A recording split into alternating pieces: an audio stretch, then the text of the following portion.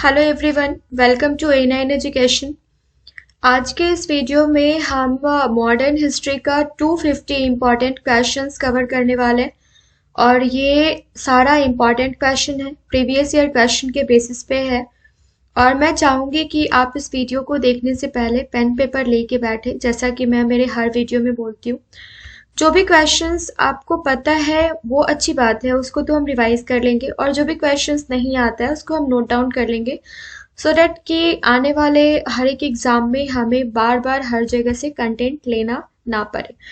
सो यहाँ पे 250 क्वेश्चंस मैं स्टार्ट करना चाहूँगी और ये सारे के सारे क्वेश्चंस काफ़ी इंपॉर्टेंट है, सिर्फ बिहार दरोगा के लिए नहीं, बिहार टीचर्स के लिए नहीं, हर एक एग्जाम के लिए, हर एक स्टेट के एग्जाम के लिए। तो क्वेश्चन स्टार्ट करते हैं।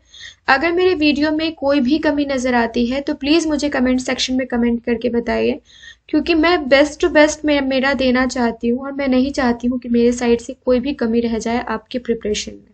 ये मेरे एक छोटा सा एक कंट्रीब्यूशन है, ताकि मुझे जब आप लोगों से सुनने को मिले कि यस मैम आपने जो क्वेश्चंस दिए थे वहाँ से अगर 10 क्वेश्चंस भी आ जाए तो मेरी मेहनत सफल हो जाएगी। सो वीडियो को स्टार्ट करते हैं। सबसे पहले मैं यहाँ पे स्टार्ट करना चाहूँगी गांधी जी के बारे में कुछ क्वेश्चंस हैं जो बार बार पूछे जाते हैं कि गांधी जी की संज्ञा किसको किसको दी जाती है। जैसे गांधी के उपनाम से जाने वाले कौन कौन से व्यक्ति हैं, तो फर्स्ट हम देखते हैं किसे सीमांत गांधी के नाम से जाना जाता है फ्रेंड्स, तो ये खान अब्दुल गफ्फार खान। किसे बिहार के गांधी के रूप में जाना जाता है, तो डॉक्टर राजेंद्र प्रसाद को। आधुनिक गांधी के रूप में किसे जाना जाता है, तो बाबा आप्टे को। और श्रीलंका के गांधी के रूप में एटी अरियाराटने को। और अमेरिकन गांधी के रूप में जाना जाता है मार्टिन लूथर किंग को। ये इंपॉर्टेंट क्वेश्चन है। बर्मी गांधी के रूप में कौन जाना जाता है, जनरल आंग सान को जाना जाता है। ये एक्चुअली मुझे भी पता नहीं था, आज मैंने जब गूगल पे सर्च मारा तो ये मुझे काफ़ी इंपॉर्टेंट लगा, ये मैंने यहाँ पे इंक्लूड करा है। अफ्रीकी गांधी के रूप में किसे जाना जाता है, तो ये केनेथ कोंडा को जाना जाता है। आई होप ये स्लाइड आपके लिए काफ़ी इंपॉर्टेंट रहा होगा।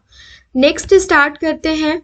किसके काल में बोर्ड ऑफ रेवेन्यू की स्थापना हुई थी, तो हेस्टिंग्स के शासनकाल में। किस अंग्रेज को प्रशासनिक सेवा का जनक माना जाता है, तो लॉर्ड कॉर्नवालिस को। कलकत्ता में किसने फोर्ट विलियम कॉलेज की स्थापना की, तो ये लॉर्ड वेलेस्ली ने की। और टेंसी एक्ट या काश्तकारी अधिनियम, तो हमें यहाँ से क्या पता चलता है कि अगर काश्तकारी अधिनियम ना पूछ लिया जाए कि टेंसी एक्ट क्या है, तो ये कब लागू हुआ था, तो ये 1822 में। बैरकपुर में सैन्य विद्रोह कब प्रारंभ हुआ था, 1824 में। किस गवर्नर जनरल का कार्यकाल शिक्षा सुधारों के लिए माना जाता है, तो ये विलियम बेंटिक का।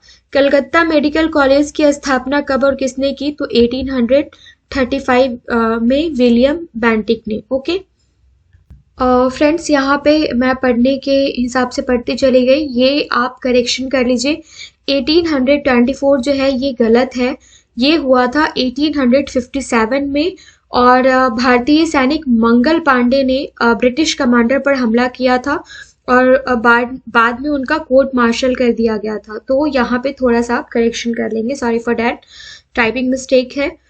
और बालिका हत्या पर प्रतिबंध कब लगाया गया था, तो ये 1830 में। किसे भारतीय प्रेस का मुक्तिदाता कहा जाता है, तो ये लॉर्ड चार्ल्स मेटकाफ को कहा जाता है।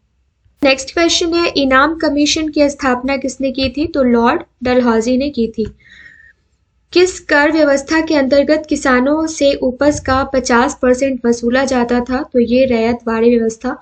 मेरे काफ़ी सारे फ्रेंड्स को ऐसा लगता होगा कि मैं वन लाइनर क्वेश्चंस तो करवाती हूँ लेकिन एक्सप्लेनेशन जो है वो स्किप कर जाती हूँ।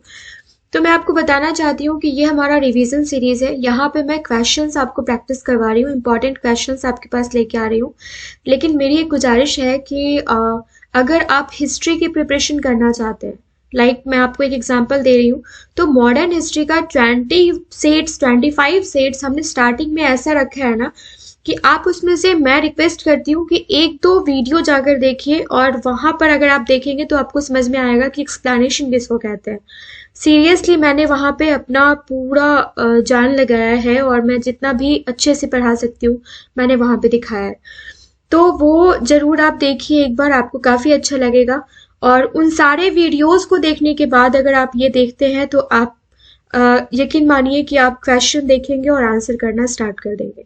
सो इसलिए मैं हर जगह एक्सप्लेन नहीं कर रही हूँ वही सेम चीज, क्योंकि टाइम बहुत कम है हमारे पास। नेक्स्ट क्वेश्चन है, नरबली प्रथा का अंत किस गवर्नर के काल में हुआ था? तो ये लॉर्ड डलहौजी के शासन काल में हुआ था। भारत से ब्रिटेन की ओर संपत्ति के अपवहन का सिद्धांत किसने प्रतिपादित किया था? दादा भाई नौरोजी में। मैं इस वीडियो के डिस्क्रिप्शन बॉक्स में उन सारे हिस्ट्रीज के वीडियो का लिंक जरूर शेयर करूंगी आपको। भारत में टेलीग्राफी लाइन किसके द्वारा शुरू की गई थी? तो ये कलकत्ता व आगरा तक की गई थी और लॉर्ड डलहौजी के द्वारा शुरू की गई थी। भारत में पहली सूती वस्त्र मिल कहाँ स्थापित की गई थी? तो ये मुंबई में। और भारत में अंग्रेजों की लूट किस महत्वपूर्ण घटना के बाद शुरू हुई? तो प्लासी के युद्ध के बाद। भारत में प्रथम रेलवे लाइन किसने बिछवाई? तो ये जॉर्ज क्लार्क ने।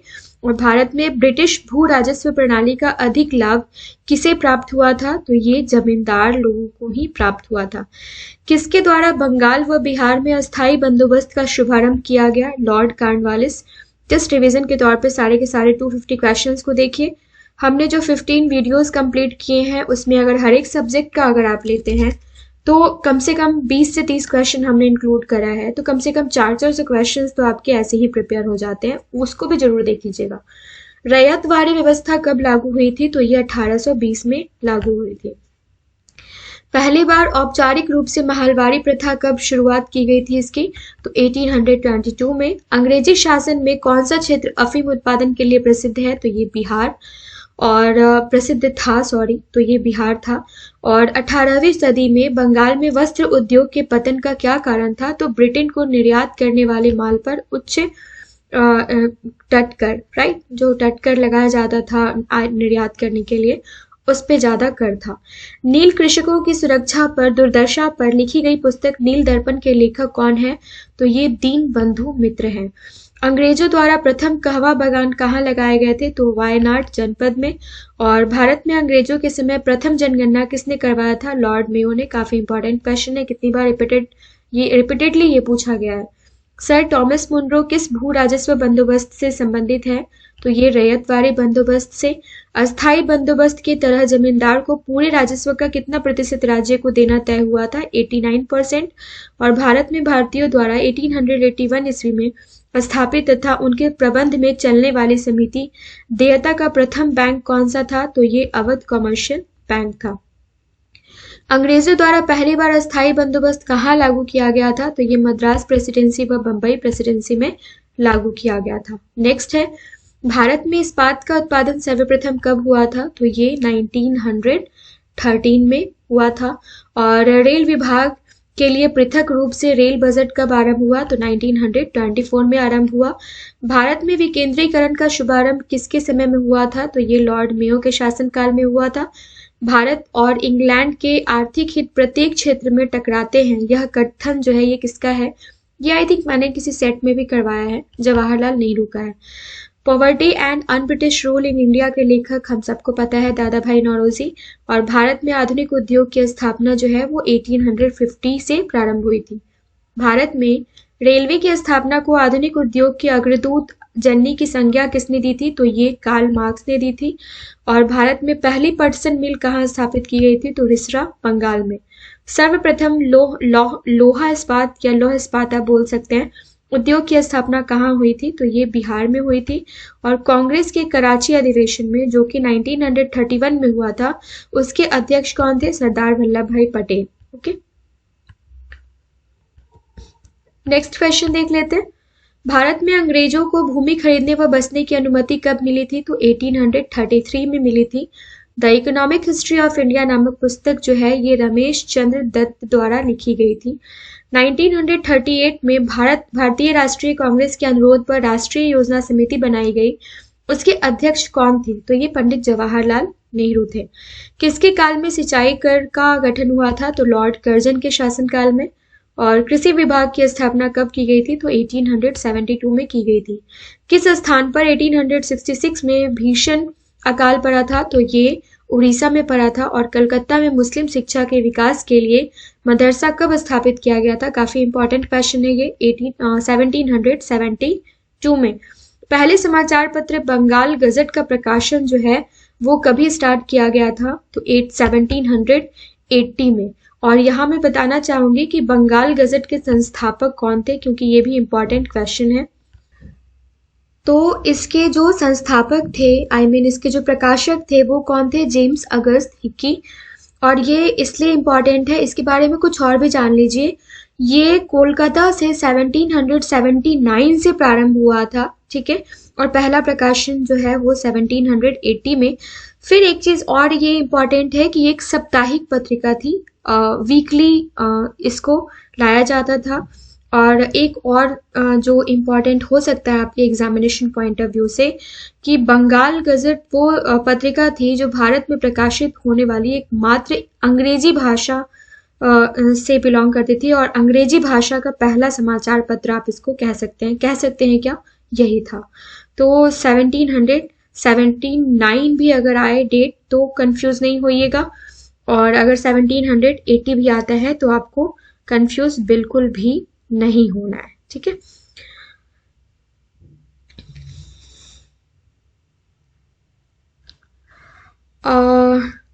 उसके बाद क्वेश्चन है, गीता का अंग्रेजी में अनुवाद किसने किया था? तो विलियम विल्किंस ने किया था। बिजली संचालित तार सेवा पहली बार कहाँ आरंभ हुई थी? तो कलकत्ता एवं आगरा के मध्य आरंभ हुई थी। नेक्स्ट क्वेश्चन है, बनारस संस्कृत विश्वविद्यालय के संस्थापक कौन थे? Jonathan Duncan. इंपॉर्टेंट क्वेश्चन है ये। प्रशासनिक अव्यवस्था के आधार पर डलहौजी ने कौन सा राज्य ब्रिटिश साम्राज्य में मिलाया था? माफ कीजिएगा, तो ये अवध को मिलाया था। और भारत में आधुनिक शिक्षा प्रणाली की नींव जो है वो 1835 में पड़ी थी। और किसके टाइम में पड़ा था, किसके शासनकाल में पड़ा था? तो ये यहाँ पे हमने देखा कि 1835 में इसकी नींव पड़ी थी, लेकिन ये पड़ा था मैकालेस मिंट्स के शासन द्वारा, इनके द्वारा रखी गई थी। और एक नोटेबल थिंग और है जो आप प्लीज नोट डाउन कर लेंगे, कि वैसे तो 1813 का जो चार्टर एक्ट था ना, चार्टर अधिनियम था ना, उसके बाद ही देश के भीतर आधुनिक शिक्षा के लिए स्टेप्स ले लिया गया था। लेकिन 1835 में मैकाले मिंट्स द्वारा इसकी नींव पूरी तरीके से रखी गई। भारत में डाक टिकट किसने प्रारंभ किए थे? तो लॉर्ड डलहौजी ने। अवध के स्वायत्त राज्य के संस्थापक कौन थे? सादत खां बुरहान उन मुल्क। और सुरक्षा प्रकोष्ठ नीति किससे संबंधित है? वॉरेन हेस्टिंग्स से। और किस भारतीय को रॉबर्ट क्लाइव ने बिहार का दीवान बनाया था? तो राजा शिताब राय को। महाराणा रंजीत सिंह के उत्तराधिकारी कौन थे? खड़ग सिंह। अस्थाई बंदोबस्त का सिद्धांत किसने दिया? लॉर्ड कॉर्नवालिस ने। फ्रेंड्स, इसमें मैं सिर्फ और सिर्फ मॉडर्न हिस्ट्री के क्वेश्चंस 250 कंप्लीट कर रही हूँ। इसके बाद जो वीडियो आएगा वो ancient history and medieval history का, प्राचीन इतिहास और मध्यकालीन इतिहास का वीडियो में कवर करूंगी। 250 मोस्ट इंपॉर्टेंट क्वेश्चंस वहां पे हम देख के जाएंगे, ठीक है। यहाँ से स्टार्ट करते हैं। अभी तक 80 क्वेश्चंस हमने कंप्लीट कर लिया है। महारानी विक्टोरिया का घोषणा पत्र किसने पढ़कर सुनाया था? लॉर्ड कैनिंग ने। पूछा जाए कब, तो ये भी पता होना जरूरी है। तो यहाँ पे नोट डाउन कर लीजिए कि 1858 में, एग्जैक्टली अगर मैं डेट बोलूँ तो 1 नवंबर 1858 में लॉर्ड कैनिंग के द्वारा घोषणा पत्र पढ़कर सुनाया गया था, और शाही दरबार लगाया गया था, ठीक है। ये आपको याद रखना है। फिर नेक्स्ट क्वेश्चन है, रंजीत सिंह किस मिसल से संबंधित थे? सुकर चकिया। इंपॉर्टेंट क्वेश्चन है। किसने अपनी राजधानी मुर्शिदाबाद से मुंगेर स्थापित की? तो मीर कासिम। बक्सर के युद्ध जो कि 1764 के समय दिल्ली का शासक शाह आलम द्वितीय थे। और टीपू सुल्तान की मृत्यु कब हुई थी? तो 1799 श्रीरंगपट्टनम में। डिंडीगुल कहाँ है? तो डिंडीगुल क्या है? तमिलनाडु का एक शहर है। और किसके समय में कलकत्ता उच्च न्यायालय की स्थापना की गई थी? वॉरेन हेस्टिंग्स के शासनकाल में। लेकिन कब किया गया था ये भी तो जानना जरूरी है ना। तो ये जो है ये वॉरेन हेस्टिंग्स के टाइम में इसकी स्थापना की गई थी 2 जुलाई 1862 में। और ये किस अधिनियम के अंतर्गत किया गया था? तो ये 1861 अधिनियम के अंदर किया गया था। ओके, अब यहाँ पे दूसरा क्वेश्चन देखते हैं। ब्रिटिश भारतीय राज्य क्षेत्र के विस्तार का अंत किसके समय में हुआ था? तो ये डफरिन के समय में हुआ था। ठगों का दमन किसने किया था? कर्नल स्लीमैन ने किया था। और किसने ग्रामीण जाटों को एक सैनिक शक्ति के रूप में संगठित किया? तो ये चूड़ामणि या फिर चूड़ामन ने। ठीक है, अब किस जाट राजा को जाटों का अफलातून एवं आदरणीय या विद्वान व्यक्ति कहा जाता था? तो सूरजमल को। लोहगढ़ नामक किला किसने बनवाया था? बंदा बहादुर ने। किस मुगल बादशाह के आदेश पर बंदा बहादुर की हत्या की गई थी? तो फर्रुख शेर के आदेश पे। पंजाब में सिख राज्य के संस्थापक कौन थे? तो ये रंजीत सिंह। रंजीत सिंह ने किस स्थान पर अधिकार करने के बाद महाराजा की उपाधि धारण की? लाहौर में। रंजीत सिंह व अंग्रेजों के बीच कौन सी संधि हुई थी? तो ये हुई थी अमृतसर की संधि। अमृतसर की संधि किस नदी के दोनों ओर के राज्य क्षेत्रों के बीच सीमा निर्धारित करती थी? तो ये सतलज नदी के दोनों ओर। भारत के किस गवर्नर जनरल के समय सिंध का विलय अंग्रेजी में राज्य में हुआ था? तो ये लॉर्ड एलनबरो के शासनकाल में। और सिंध विजय का श्रेय किसको दे दिया जाता है? तो ये चार्ल्स नेपियर को, सर चार्ल्स नेपियर को। भारत में सहायक सिंध का जन्मदाता कौन है? तो ये लॉर्ड डुप्ले। नेक्स्ट क्वेश्चन है, सहायक संधि को सुनिश्चित एवं व्यापक रूप से किसने प्रदान किया था? तो ये किसने प्रदान किया था? तो लॉर्ड वेलेस्ली ने। पंजाब के राजा रंजीत सिंह की राजधानी कहाँ थी? लाहौर थी। गोद प्रथा प्रतिबंध किस गवर्नर जनरल ने लगाया था? लॉर्ड डलहौजी ने। अब आपको झांसी की रानी का स्टोरी याद आ रहा होगा, है ना? वो भी इसी चीज से रिलेटेड था। डेनमार्क की प्रथम व्यापारिक कंपनी का गठन कब हुआ था? 1616 में। वांडीवाश के युद्ध में अंग्रेजों का नेतृत्व किसने किया था? सर आयरक्रूट ने। और ये हुआ कभी था वांडीवाश का युद्ध? तो ये हुआ था 22 जनवरी 1760 में। वांडीवाश अगर पूछा जाए तो ये है कहाँ? तो ये तमिलनाडु में है। और अंग्रेजों की इसमें जीत हुई थी।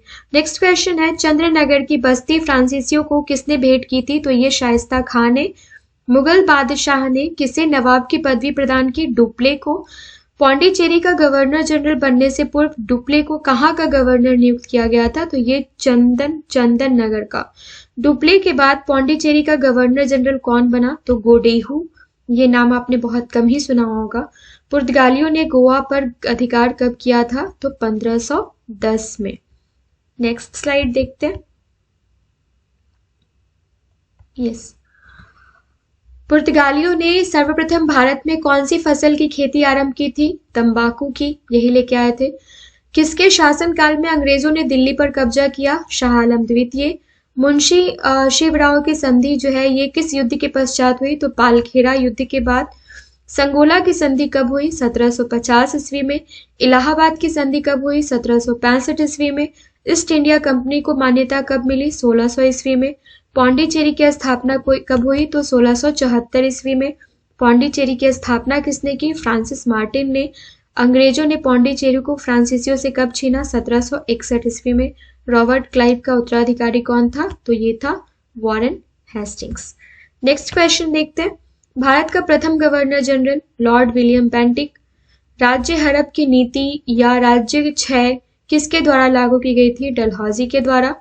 राज्य हड़प नीति के अंतर्गत कौन से भारतीय राज्य कब्जे में किए गए? झांसी, नागपुर, सतारा, जयपुर, अवध और संबलपुर। भारत का प्रथम वायसराय कौन था? Lord Canning. तीसरे आंग्ल मैसूर युद्ध को रोकने के लिए टीपू सुल्तान ने कौन सी संधि की थी? तो श्रीरंगपट्टनम की। 1757 ईस्वी में क्लाइव ने किसे पराजित किया था? सिराजुद्दौला को। और प्लासी के युद्ध में अंग्रेजी सेना का नेतृत्व किसने किया था? रॉबर्ट क्लाइव ने। बक्सर का युद्ध कब हुआ था? 1764 में। और बक्सर के युद्ध में अंग्रेजी सेना का नेतृत्व किया था हेक्टर मुनरो ने। सुगौली की संधि किस किस के बीच हुई थी? तो ये हुई थी ईस्ट इंडिया कंपनी और नेपाल के बीच। नेक्स्ट क्वेश्चन है, टीपू सुल्तान, ये ऑलरेडी मैं बता चुकी हूँ, श्रीरंगपट्टनम।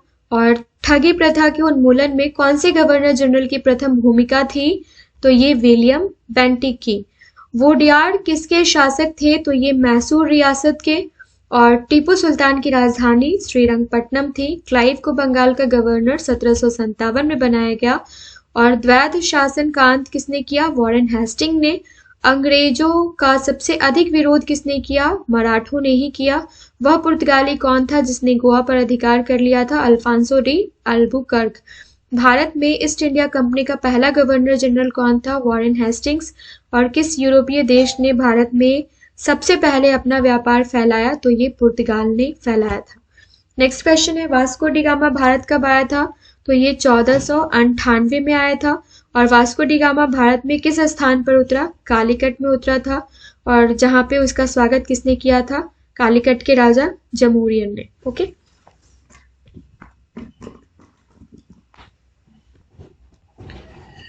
नेक्स्ट क्वेश्चन देखते हैं। वास्को डी गामा कहाँ का रहने वाला था? तो ये पुर्तगाल का रहने वाला था।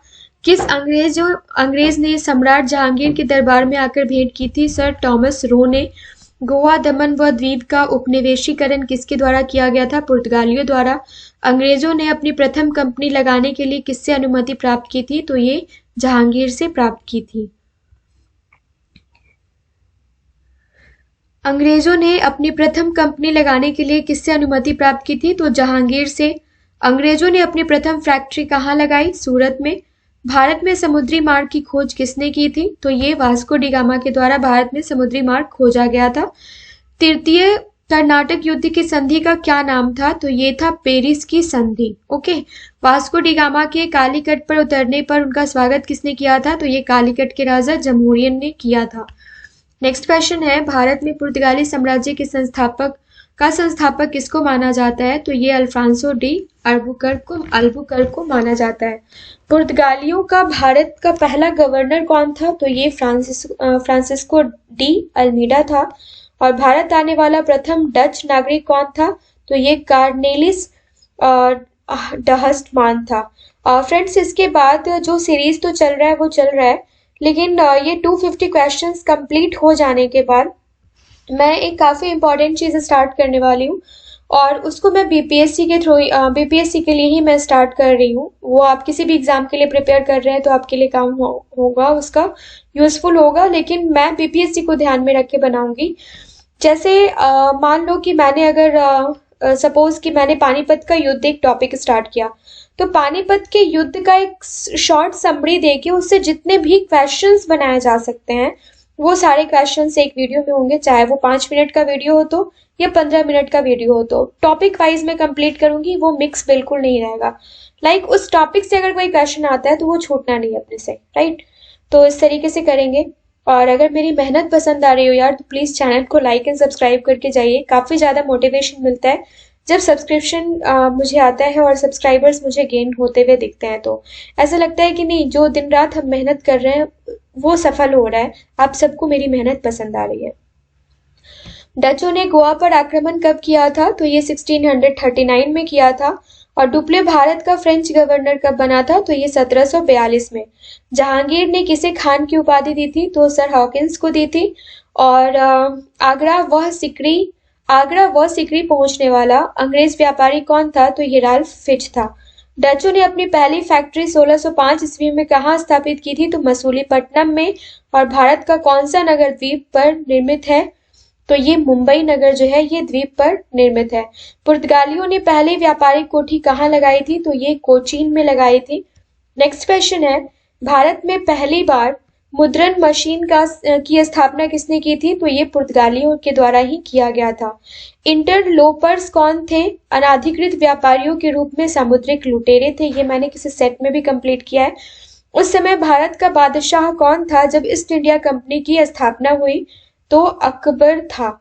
किस वर्ष फ्रांस की सरकार ने भारत में स्थित फ्रांसीसी बस्तियों पर अधिकार कर भारत सरकार को सौंपा था? तो 1954 ने। वांडीवाश का युद्ध कब हुआ था? 1760 में हुआ था। और भारत की आर्थिक राजधानी जानने की जरूरत नहीं है, सबको पता ही होगा। ब्रिटिश के साथ बेसिंग की संधि किस पेशवा ने की थी? तो बाजीराव ने की थी। किस पुर्तगाली ने नीले पानी की नीति अपनाई थी? तो फ्रांसिस्को डी अल्मीडा ने। और अंग्रेजों ने अपनी पहली फैक्ट्री कब लगाई थी? तो 1612 में। किस शासक ने ईस्ट इंडिया कंपनी की दीवानी प्रदान की थी? तो शाह आलम द्वितीय ने। किस शासक ने ईस्ट इंडिया कंपनी को दीवानी प्रदान की थी? तो ये शाह आलम द्वितीय ने की थी और ये इनकी सबसे बड़ी भूल थी, है ना। नेक्स्ट जो है वो हम कंप्लीट करने वाले हैं तीनों गोलमेज सम्मेलन। यहाँ से क्वेश्चंस आते हैं, बट इससे पहले सारे के सारे वन लाइनर्स कंप्लीट कर ले तो ज्यादा बेटर होगा। फॉर्म में मैं भी हूँ और आप भी हैं। सो फर्स्ट क्वेश्चन है इस स्लाइड का, भारत में गांधी जी का तीसरा सत्याग्रह कहाँ किया गया था? तो खेड़ा सत्याग्रह था ये। गांधी जी की आत्मकथा का असली नाम सत्य ने प्रयोगे था, ठीक है। सत्य ने प्रयोगो, जो कि गुजराती लैंग्वेज में ये लिखा हुआ है, आप समझ गए होंगे। किस काल को गांधी की आत्मकथा का काल माना जाता है? तो 1869 से लेके 1921 तक को गांधी जी का आत्मकथा का काल माना जाता है। गांधी जी की आत्मकथा प्रथम बार कब प्रकाशित हुई थी? तो 1927 में नवजीवन में प्रकाशित किया गया था इसको। गांधी जी ने अपने आत्मकथा किस भाषा में लिखी थी इन्होंने? तो गुजराती भाषा में लिखी थी। और गांधी जी की आत्मकथा का इंग्लिश में अनुवाद किसने किया था? महादेव जी देसाई ने की थी, ठीक है, देश जी ने किया था। सत्याग्रह सभा की स्थापना किसने की थी? महात्मा गांधी ने। महादेव देसाई के हस्तांतरण के बाद गांधी जी का सचिव किसे बनाया गया था? तो ये प्यारे लाल को बनाया गया था। क्वेश्चन में कंफ्यूजन बिल्कुल नहीं होना चाहिए यहाँ पे, क्योंकि महादेव देसाई भी ऑप्शन में रहता है और प्यारे लाल भी ऑप्शन में रहते हैं। तो बस इतना प्यारे से समझ लीजिए कि गांधी जी को यही प्यारे थे। गांधी जी की अनुयायी मीरा बहन का वास्तविक नाम क्या था? तो ये मेडेलिन स्लेड था, राइट। किसने गांधी जी के दांडी मार्च की तुलना श्री राम की लंका पौराणिक यात्रा से की थी? मोतीलाल नेहरू ने। ये कुछ ज्यादा ही है, बट ठीक है, क्वेश्चन है तो याद कर लेते हैं। गांधी जी ने टॉलस्टॉय फार्म दक्षिण अफ्रीका कब शुरू किया था? तो 1910 में। और गांधी जी फिनिक्स सेटलमेंट कहाँ शुरू कर दिया था इन्होंने? तो ये दक्षिणी अफ्रीका के डरबन में। दक्षिण अफ्रीका में गांधी जी के द्वारा शुरू किए गए साप्ताहिक का क्या नाम था?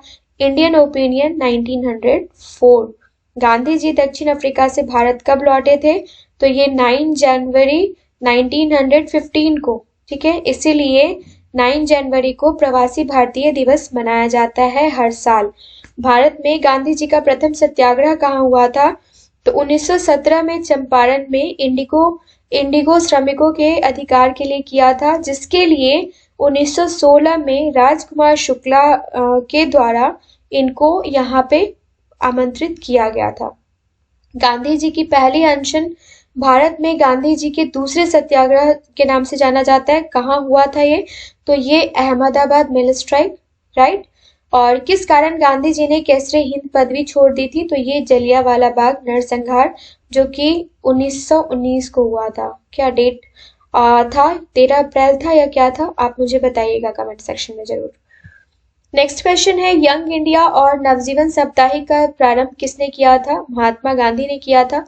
किस एकमात्र कांग्रेस के अधिवेशन की अध्यक्षता गांधी जी ने की थी? तो 1924 में बेलगांव में कांग्रेस अधिवेशन की। 1932 में अखिल भारतीय हरिजन समाज किसने स्टार्ट किया था? तो महात्मा गांधी के द्वारा।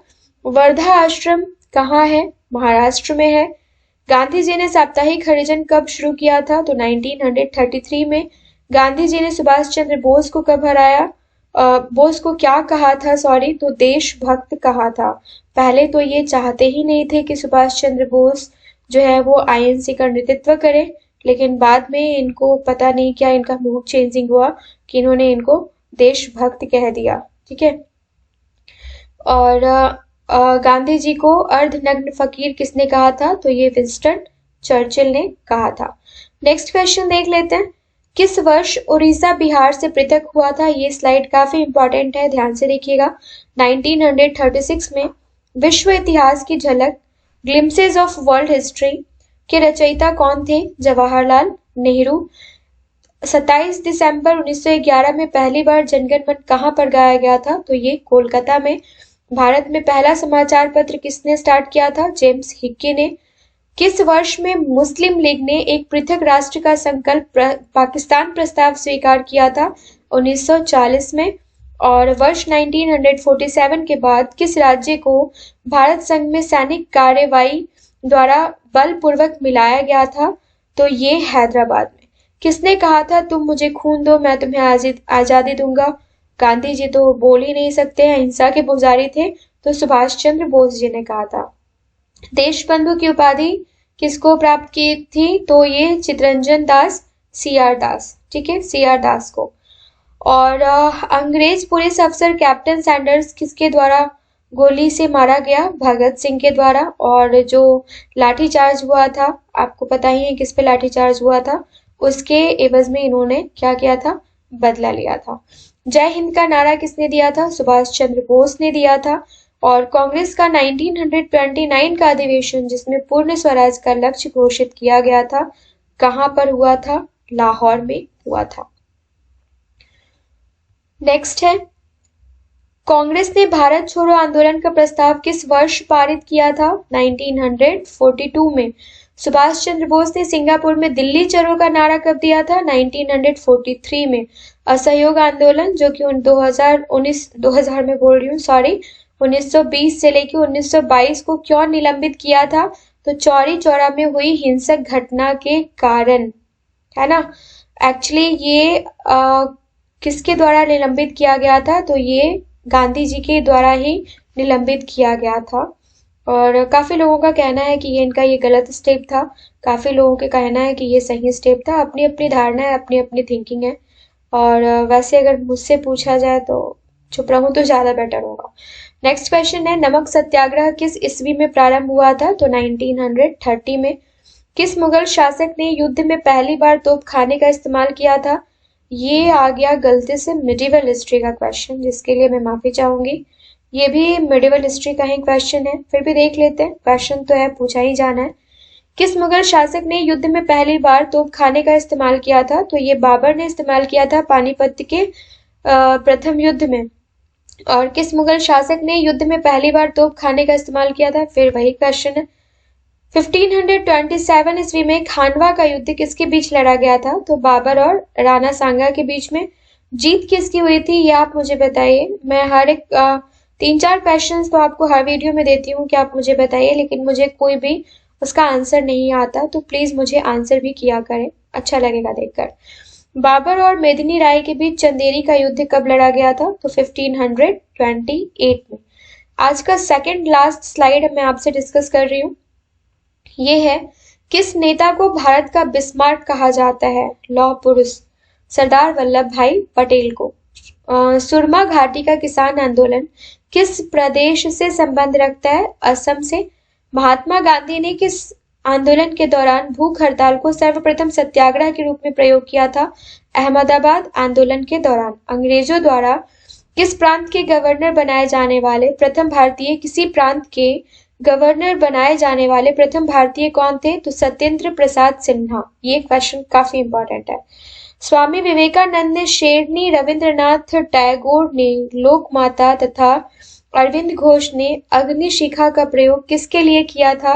तो ये सिस्टर निवेदिता के लिए, जिनको मार्गरेट नोबेल के नाम से भी जाना जाता है।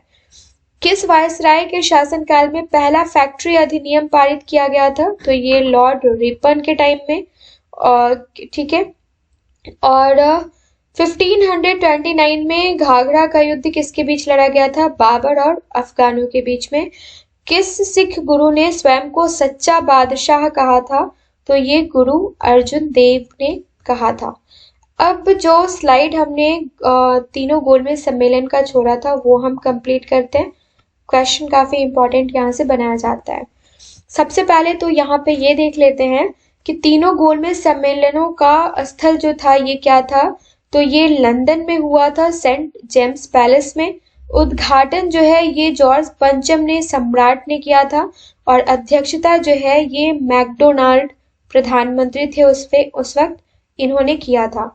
अब लाइन बाय लाइन बस इसको देख लीजिएगा, इंपॉर्टेंट जो आपको लगे वो उसको नोट डाउन कर लीजिएगा, या स्क्रीनशॉट लेके आप एक बार और इसको रिपीट कर लीजिएगा। इस अधिवेशन में भारत के 76 प्रतिनिधि ने भाग लिया था। कितने? तो 76 प्रतिनिधि ने भाग लिया था, जिसमें तेज बहादुर सप्रू थे, जयकर, अलवर शासक, जय सिंह, आगा खां, मोहम्मद अली जिन्ना आदि प्रमुख थे। ये क्वेश्चन पूछा जाता है। इसी अधिवेशन के आधार पर 26 जनवरी 1931 को महात्मा गांधी को रिहा किया गया था।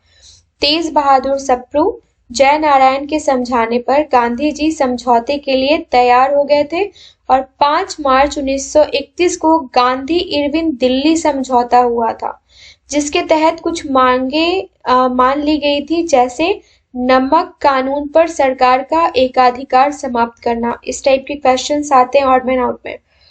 राजनीति बंदियों की रिहाई थी, जब्त संपत्ति वापस लौटाना, ये भी इसमें था। करों में छूट, परंतु राजगुरु भगत सिंह एवं सुखदेव के फांसी के संबंध में हमेशा इस समझौते की आलोचना हुई। ये जरूर राजनीतिक बंदियों की रिहाई इसमें शामिल थी। बाकी सारी चीजों पर तो विचार किया गया, मान लिया गया, लेकिन ये नहीं हो पाया, जिसके लिए ये आलोचना हुई थी कि गांधी ने इसको एक मुद्दा बार बार नहीं उजागर किया था, जिसकी वजह से उनको बहुत कम उम्र में फांसी हुई थी। 18 वर्ष की उम्र में इनको फांसी दे दी गई थी। 26 मार्च से 29 मार्च 1931 में कांग्रेस का कराची अधिवेशन हुआ, जिसकी अध्यक्षता सरदार वल्लभ भाई पटेल ने की थी और इसी में गांधी इरविन समझौते की पुष्टि की गई थी। इसी दौरान गांधी जी ने कहा था कि गांधी मर सकता है पर गांधीवाद नहीं। ये पूछा जाता है कि ये गांधी मर सकता है पर गांधीवाद नहीं, ये कब कहा गया था और किनके द्वारा कहा गया था। 1931 का अधिवेशन पहली बार मार्च में आयोजित किया गया और इससे पहले दिसंबर में आयोजित किया गया। अब चलिए, इसके अलावा मैं आपको एक चीज और बताना चाहूंगी, नोट डाउन कर लीजिएगा। इसमें एग्जैक्ट डेट हम लोग रिवाइज कर लेते हैं कि तीनों गोलमेज सम्मेलन किस किस डेट को हुआ था। ठीक है, ये हमारा लास्ट क्वेश्चन आज के वीडियो का रहेगा।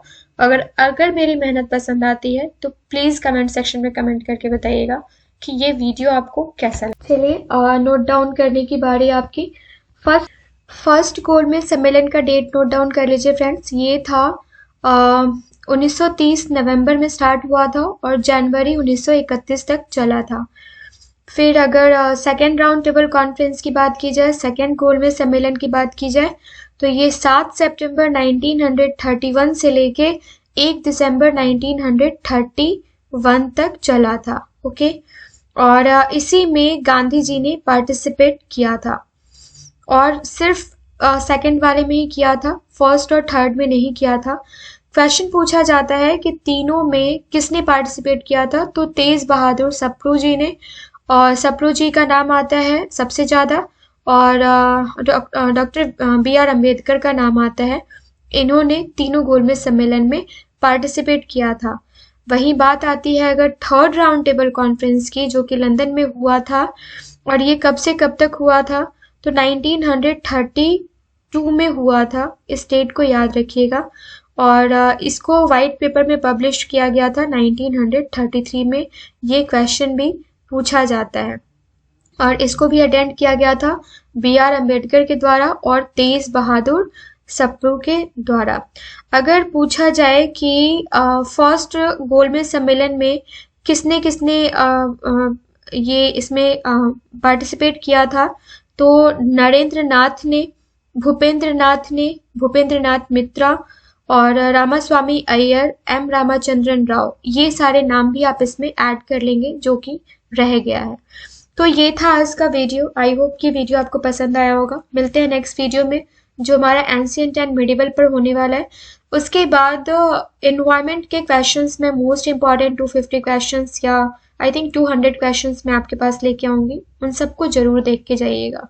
आई होप आपकी प्रिपरेशन अच्छी चल रही होगी और ये A9 एजुकेशन फैमिली की तरफ से आपके लिए एक छोटा सा कंट्रीब्यूशन जिसे आप देखकर जरूर जाइएगा। मिलते हैं नेक्स्ट वीडियो में। Thank you so much.